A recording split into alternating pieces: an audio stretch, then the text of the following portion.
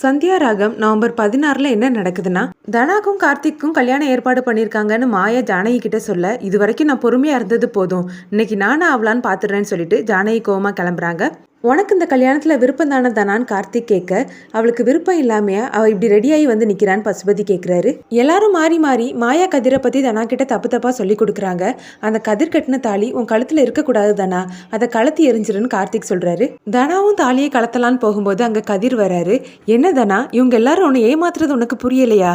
நீ வா தனா, நம்ம போலான்னு சொல்லி தனாவுடைய கையை பிடிச்சி இழுக்க, நீ எதுக்காகடா அங்க வந்தேன்னு தனா அவருடைய கையை உதறி விடுறாங்க. நீ எதுக்காகடா அங்க வந்த, வெளியே போடான்னு சொல்லி கார்த்திக் கதிரை தள்ளி விட, கதிர் கார்த்திக் அடிக்கிறாரு. இதை பார்த்த பசுபதி கதிரை இறுக்கி பிடிக்க கார்த்திக் கதிரை போட்டு அடிக்கிறாரு. அப்புறமா ரெண்டு பேரும் சேர்ந்து கதிரை ஒரு ரூம்குள்ள போட்டு அடைக்கிறாங்க.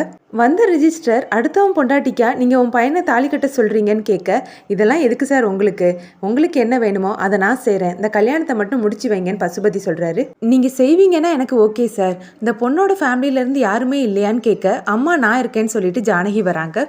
உள்ள வந்த ஜானகி தனா கண்ணத்துல பலார்னு அரைகிறாங்க. உனக்கு எப்படி இவ்வளோ தைரியம் வந்தது?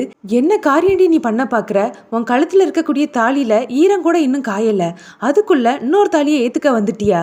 எப்பேற்பட்ட குடும்பத்துல பிறந்துட்டு இப்படி ஒரு அசிங்கமான காரியத்தை செய்ய துணிஞ்சிருக்கேடி.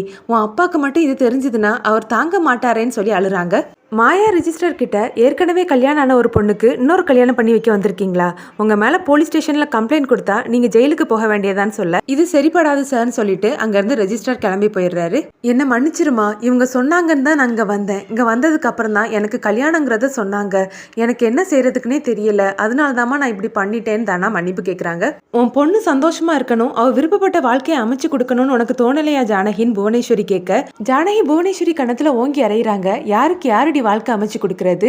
இவ என்னோட பொண்ணு, இவ வாழ்க்கைக்கு எது நல்லது கெட்டதுன்னு எனக்கு தெரியும். ஏற்கனவே கழுத்துல தாலி கிடக்குற ஒரு பொண்ணுக்கு இன்னொரு கல்யாணம் பண்ணி வைக்கணும்னு நினைக்கிறியே, நீ எல்லாம் ஒரு பொம்பளையான்னு கேட்க, கதிர் அத்தை மாயான்னு சொல்லி கதவை தட்டுறாங்க. அந்த சத்தம் கேட்டு மாயா டோரை ஓபன் பண்ணி விடுறாங்க. வெளியே வந்த கதிர், பாத்தீங்களா அத்தை, இந்த கேவலமான குடும்பம் கார்த்திக்கும் தனாக்கும் கல்யாணம் ஏற்பாடு பண்றாங்கன்னு சொல்ல, நீ வாயை மூடுடா, ஒன்னால தான் நான் அந்த நிலைமையில இருக்கேன்னு தனா கோவப்படுறாங்க.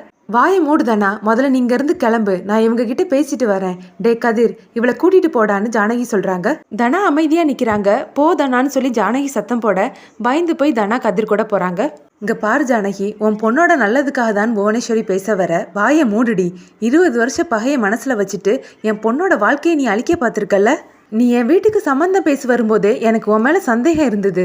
ஆனாலும் நீ எங்க திருந்திருப்பியோன்னு என் மனசு நம்பிச்சுது. ஆனா நீ என் பொண்ணோட வாழ்க்கையை அழிக்கணுங்கிறதுக்காக இந்த பொறுக்கிக்கு கல்யாணம் பண்ணி வைக்கணும்னு நினைச்சலன்னு கேட்க, இல்லத்தன் கார்த்திக் பேச வர்றாரு. ஜானகி அவருடைய கண்ணத்திலே ஓங்கி அறையிறாங்க. யாருக்கு யாருடா அத்தை? உன் குடலை உருவி மாலையா போட்டுருவேன், மரியாதையா ஒதுங்கி போயிருன்னு சொல்றாங்க. அப்புறமா புவனேஸ்வரியை பார்த்து, இங்க பாரு புவனேஸ்வரி, என் குடும்பத்திலேயோ இல்லை என் பொண்ணுங்களுடைய வாழ்க்கையிலையோ ஏதாவது பிரச்சனையை உண்டு பண்ணணும்னு நினைச்ச இந்த ஜானகியுடைய இன்னொரு முகத்தை நீ பார்க்க வேண்டியது இருக்குன்னு சொல்லிட்டு கிளம்ப இந்த ப்ரோமோ முடியுது.